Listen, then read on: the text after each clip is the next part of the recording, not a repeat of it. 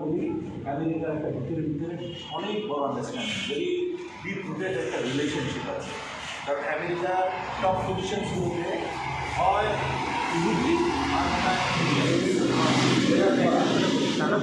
একটা বিশাল ইনফ্লুয়েন্স করবে এই না না, এরা চাইবে যত ডিলে হোক এবং ডিলে করে অন্য অন্য দল যদি কোনো পক্ষে আসে তাহলে তাদের লাভ।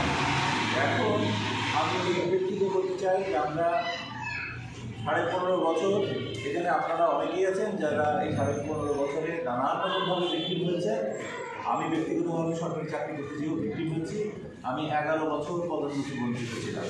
একজন মানুষের 11 বছর, কারো 7 দিনের জেল হয়, কারো 15 দিনের, কারো 1 মাস, কারো 3 মাস, কারো 6 মাস। আমি 11টা বছর কোনো প্রমোশন পাই নাই। আমার জুনিয়র শাওলিন আমার সামনে হাঁটতে শিখলো, বড় হইলো, আমার সমান হইলো, তারপর আমার বড় হইলো, আমার থেকে বড় হইলো, ওইখানে গেল, ঘুরে ঘুরে ও দিন পর সবকে দেখা, ও আমারই মন্ত্রণালয়ে আমার সচিব। তখন অফিসিয়াল রিলেশনশিপ হলো স্যার, আসসালামু আলাইকুম স্যার।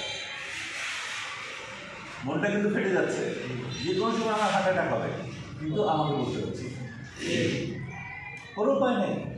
তো যাই হোক, তারপরে দেখলাম আমরা আসলে যতই বলি না কেন যে আমরা মানুষ হিসেবে আসলে ভালো না, একদম ভালো না। এই আন্দোলনটা কি নিয়ে হলো? বৈষম্য বিরোধী, তাই না? হ্যাঁ, এই যে প্রমোশন দিল, এই যে 764 জনকে, তার মধ্যে সচিব বানাইছে 119 জনকে, গ্রেড 1 দিচ্ছে প্রায় 50 জনকে। এই যে সচিব 119 জন, এই 119 জনের 119 জনই অ্যাডমিন ক্যাডার। তাদের হাতেই ছিল ক্ষমতা সব, তারাই বোর্ড, তারাই কমিটি, তারাই বসে তাদেরকে নিজেদের প্রমোশন দিয়ে দিচ্ছে।